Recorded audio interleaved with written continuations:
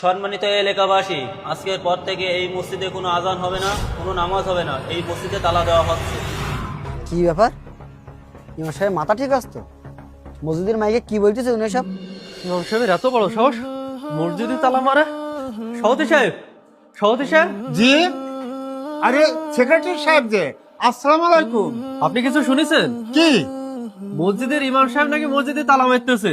ওই মসজিদে নাকি আর নামাজ হবে না। কি মসজিদে নামাজ হবে না?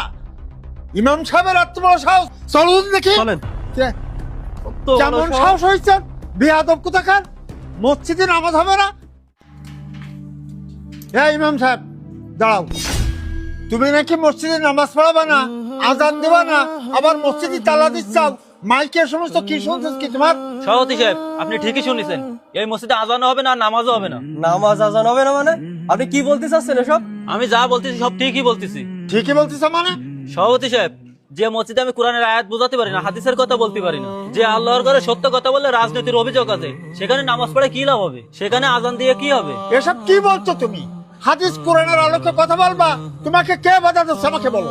সভাপতি সাহেব, আপনারা তো মসজিদে আমার ঘুষির বিরুদ্ধে কথা বলতে দেন না, সুদের বিপক্ষে কথা বলতে দেন না, আর কোরআনের আইনের সম্পর্কে কথা বলতে গেলে রাজনীতি সম্পর্কে কথা হয়ে যায় আপনাদের কাছে। ইমাম সাহেব, পবিত্র হাদিস কোরআনে শুধু সুদ ঘুষ নিয়ে আলোচনা করা, রাজনীতি নিয়ে আলোচনা করা এই আছে। তুমি নামাজ নিয়ে আলোচনা করো, তারপরে রোজা নিয়ে আলোচনা করো, ফিতরা যাকাত নিয়ে আলোচনা করো, হজ নিয়ে আলোচনা করো, এতিম মিসকিন নিয়ে আলোচনা করো। তুমি শুধু সুদ ঘুষ এই সমস্ত কথা কি তোমারও? সভাপতি সাহেব, সুদ ঘুষ সম্পূর্ণ হারাম। সুদ ঘুষের বিরুদ্ধে আল্লাহ এবং আল্লাহ রাসূল যুদ্ধ ঘোষণা করেছেন। এখানে তো আমরা কোনো ব্যক্তিগত কোনো কথা বলি না, এখানে কথা বলি কোরআন হাদিসের আলোকে। আপনাদের মসজিদে কোরআন হাদিস সম্পর্কে কথা বললে সেটা আপনাদের কাছে রাজনীতি হয়ে যায়। এখানে সভাপতি সাহেব, আমি আর চাকরি করতে চাচ্ছি না। যাই হোক সভাপতি সাহেব, এই নেন আপনার